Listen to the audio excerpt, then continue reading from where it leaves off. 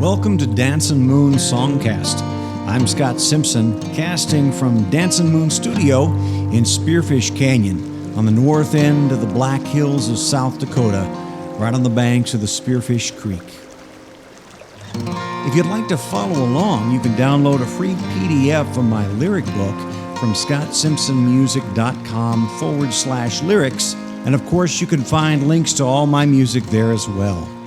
So let's get casting and find out what song we're going to talk about this time. Well, we've made it to song number 10 in our 12-part series on songs from Keys to My Head, my most recent album. Today's song is a song that was written near the early part of the pandemic, and it is kind of pandemic themed. So we'll listen to On That Day from Keys to My Head and talk a little bit about it on the other side.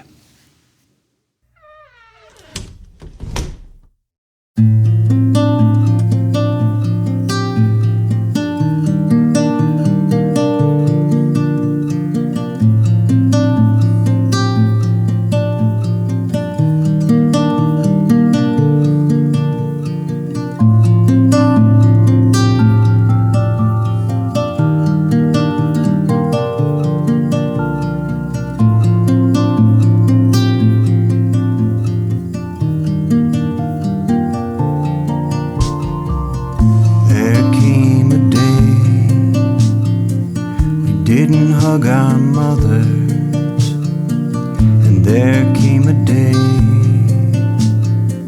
we didn't kiss our lovers. And on that day the sun rose like any other, but we watched the numbers grow. Those who didn't recover, there came a day. There came a day, there came a day.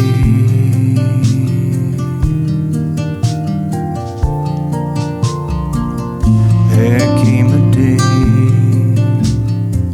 we couldn't leave our houses. And there came a day we looked at children and spouses, and we wondered if they could be spared and counted among the saved. There came a day, there came a day. There came a day, there came a day.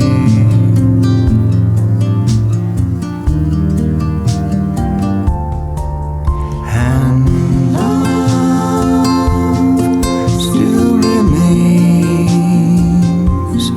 it's in the stains on the masks and gloves. And love still proclaims all the names of those who risk dying for us. And love makes the on the heart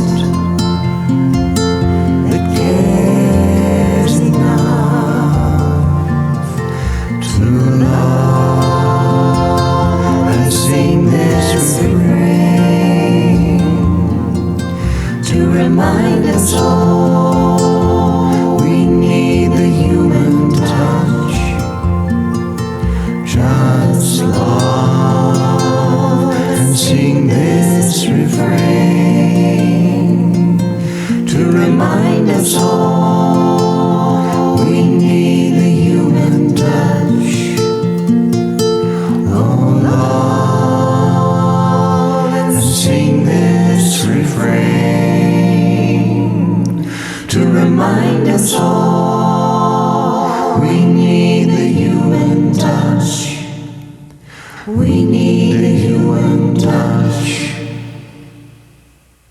There will come come a day we will hug our mothers, and there will come a day we will kiss our lovers, and on that day we'll be sisters and brothers, and the sun will rise. May we truly see each other on that day.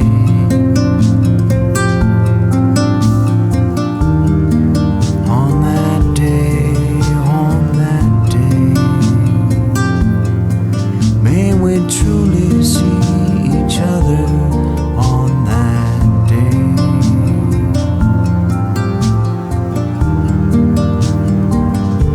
On that day.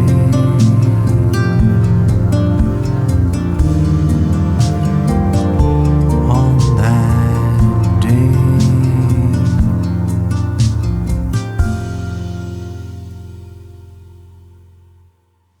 You know, I'm guessing that everyone has their own unique experience of the pandemic and of COVID-19 and of 2020 and all of that good stuff. But at the same time, I think it's really clear that we have had a more so than almost anything else, we've had a shared experience as well. That's one thing about something like a pandemic. Not only are you really aware that everyone in your town, in your state, is going through something similar with you? You're really aware that your nation and even this planet, the whole globe, is moving through this in various waves. And as we look at what's happening in Asia, and then what's happening in Europe, and we see what's coming to us and what's on the way, and how we're all so incredibly interconnected, and then new strains coming up, and new things spreading and going from state to state, from nation to nation around the globe, back and forth. You begin to realize how much a part of one large, very large system that we are. That like a pond, you drop a pebble in one little part of it, and eventually those rings will spread around the entire pond, and then bounce back, and then it's just. It's remarkable. So this, though, was one of my expressions of my experience. My wife and I began social distancing probably around March, the middle of March of 2020, and we all, I think, thought it would be over with pretty soon, not real long, summer at the latest. But here we are, still kind of still in the midst of it, here in March of 2021, and still not close, certainly closer to the end, whatever the end will be. But not there yet. So this was early on, about a year ago, and so we had just we'd spent probably about a month kind of social distancing, and my work had gone virtual mostly, and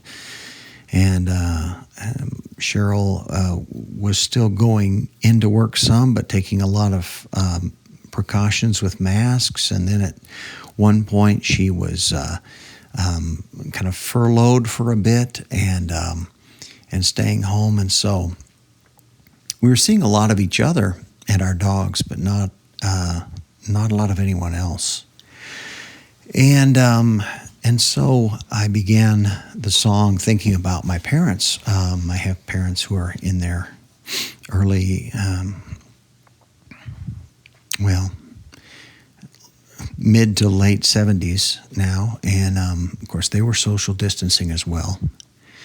And I realized I wasn't able to hug my mom or my dad, or for that matter, either of my daughters who live in town. And I began to think about that. How we have this shared experience, shared with people that I don't even know, shared, very aware. I mean, watching the numbers, hearing stories of families who have lost loved ones, knowing people personally who were dying, and yet very, very separate, together, and yet very separate. So we'll take a look at the song, and I did, when I first wrote the song, it was a kind of an immediate thing, and I did a quick recording and put it out on YouTube, immediate live version, and I'll put the link to that video on the Podbean site for Dancin Moon Songcast. Yeah, let's take a look at the lyrics, and then we'll talk just a little bit about it. There came a day we didn't hug our mothers. There came a day we didn't kiss our lovers. And on that day, the sun rose like any other. But we watched the numbers grow, those who didn't recover. There came a day, there came a day. So what was remarkable about the natural environment is that it was doing just fine. And of course, a part of the natural environment are all these viruses, which were, killing large numbers of us, which also is a normal, natural thing, though horrific. It is part of nature. But I was struck that nature, sunny, beautiful days were still coming, though the whole of existence felt sort of dark. Birds were singing, and our dogs were doing great. The seasons were coming and going, just like normal. And yet we, as a species, were really suffering and fearful, and rightfully so. And yet there's something about that irony of feeling that the world is going on in very normal, natural ways, but there's something very unnatural about the way I'm needing to live, out of consideration for myself, certainly, but for other people that I care about, that I love. It's one thing to lose a loved one. Which is a horrific thing, no matter how it happens. But it's quite another thing to know that I brought death to them. Whether I intended to or not, I brought death to them. I gave my mom the virus, or I gave my daughter I gave, my friend the virus, and then they died. Although we can rationalize and talk about how that's, you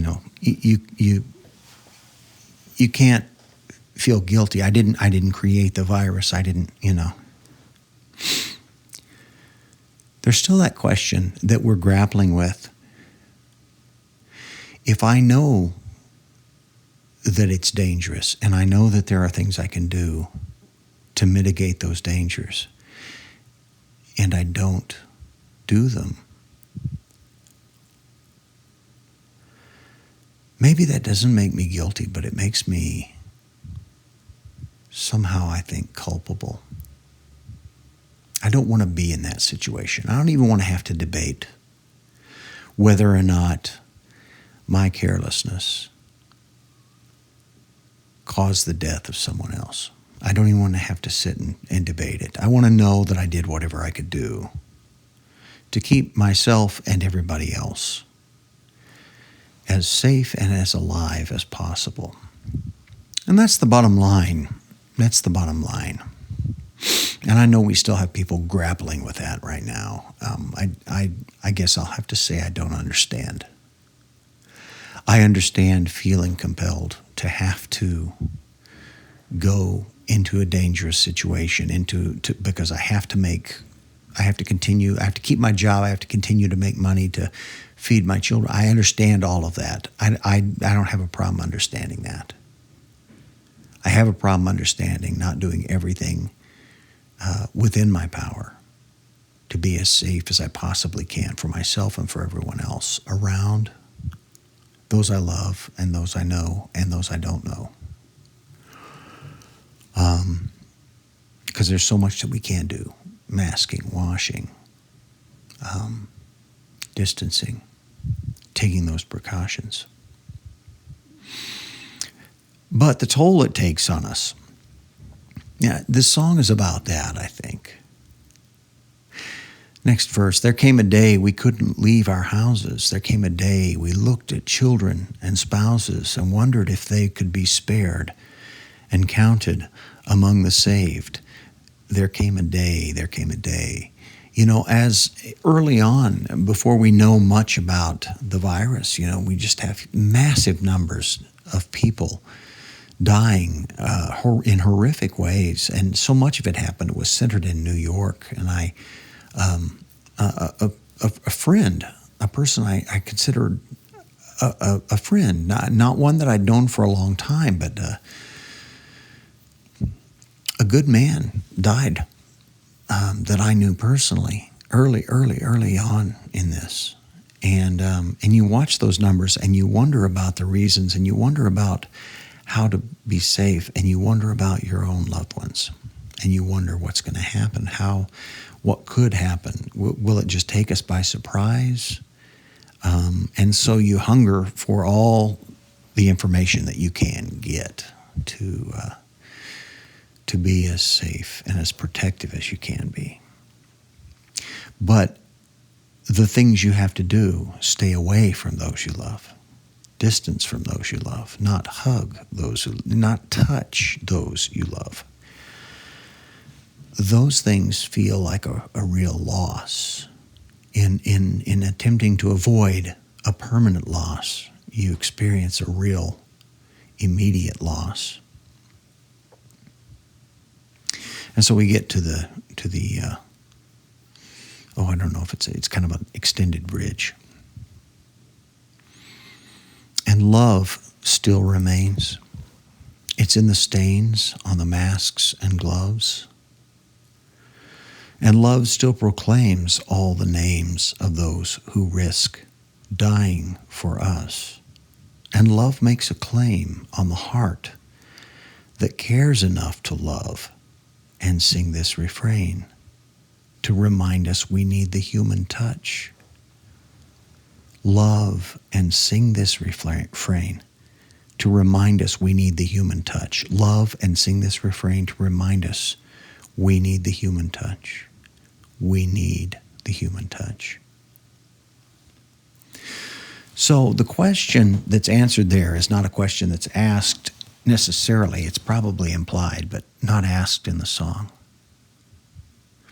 In all this distancing, where is love? And of course, love, we had stories of that constantly. Loved ones saying goodbye via cell phone or iPad.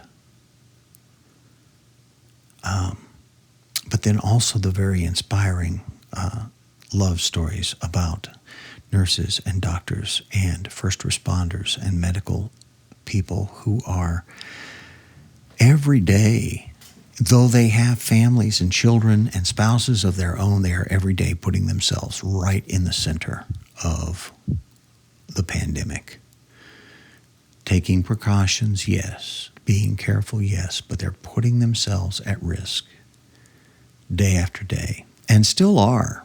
though we've come a long ways, but still are putting themselves at risk day after day to save lives. And that is a good definition, I think, of love. Taking that kind of action for the benefit of others at potential cost to oneself. And so we remind ourselves of that, and we remind ourselves that the human touch is important, that we need that, whether it is metaphorical when it has to be because of distancing, the necessity of that, or the ultimate eventual hug and touch and handshake and kiss that is coming, that we know is coming eventually.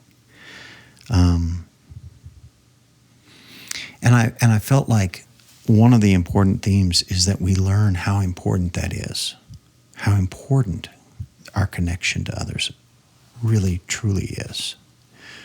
You realize sometimes things when they are taken away from you. And sadly, that's often too late, but it's not too late with this because although many, I have to say, many did lose loved ones for good, and they realize it more deeply than anyone else. But those of us who had to stay apart, who had to be distanced for a while, hopefully we've learned too the importance of that touch, of that being together. Because we've had to spend some time apart. So we get to the end. There will come a day we will hug our mothers. There will come a day we will kiss our lovers, and on that day we'll be sisters and brothers, and the sun will rise. May we truly see each other on that day. On that day, may we truly see each other on that day. On that day. In the midst of this craziness of the pandemic and the distancing, we also had so much unrest and awareness of how we do not see each other.